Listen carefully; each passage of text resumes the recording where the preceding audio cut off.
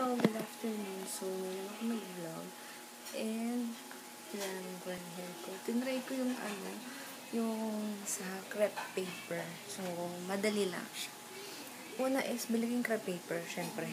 Tapos, gupit-gupitin niyo siya. Kahit anong itsura gusto niyo. Tapos, lagyan siya sa isang lalagyanan. Lagyan niyo siya ng ng hot water. Tapos, napin niyo siya sa hair niyo. Yun na. Tapos, patagalin niyo lang siya ng ilang minutes or hours. Tapos, balawan niyo siya gamit yung conditioner. Saglit lang siya mag-last mga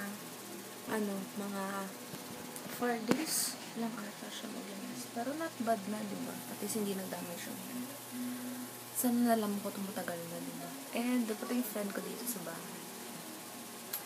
Nagsikahan lang kami. Tapos, umalis na rin siya kagad kasi may lakad siya. So, yun.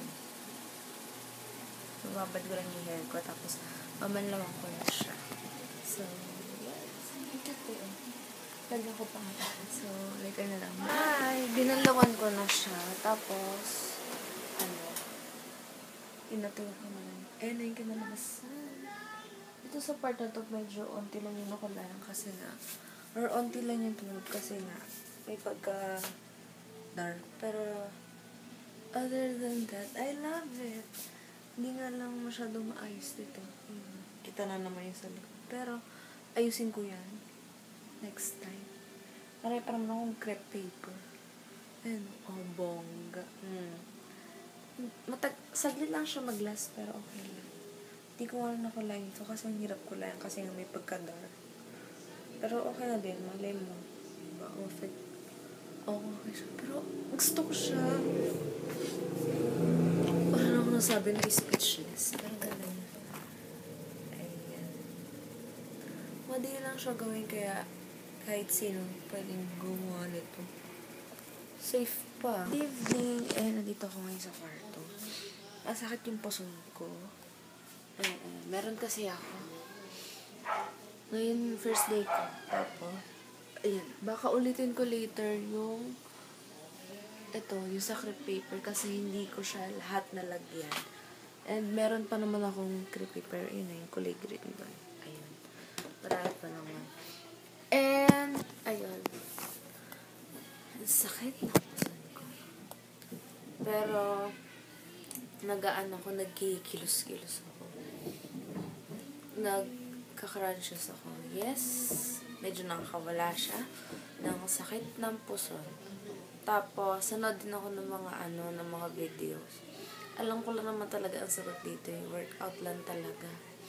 Kaya lang, sobra talaga akong tamad. Siguro after kung mahina yung meds ko, maybe tomorrow, mag-workout lang. Cute ng pagka-green.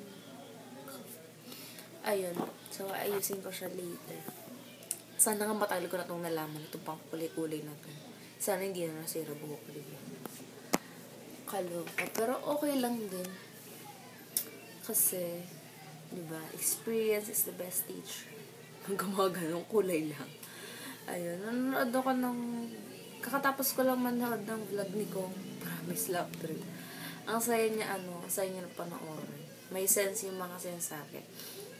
Kaya nga hindi ko na iniisip na masakit yung puson ko kasi alam ko mangyayari. Katulad nung kaka-explain lang niya, yung law of attraction. So, yun. Tapos naglalagay din ako nitong oil na to. Ayan, sa yung Elshan. And medyo nawawala na naman. Thank you, Lord. Diba? So, ayun. Yung iba, hindi siya nalalagyan kasi color medyo dark yung hair ko. Pero, good thing nag-fade siya kasi kaya medyo kumulay-kulay ng bongga-bongga. Tapos yung iba kong cutics, ayun, nalagyan. Nails pala. Cutics naman pala. Tapos, ayun. 6:30 na kasi narinig ko balita na sa labas. So, ayun. Baka mamaya kumain na din ako and i-retouch ko itong hair ko later pag okay na ang lahat.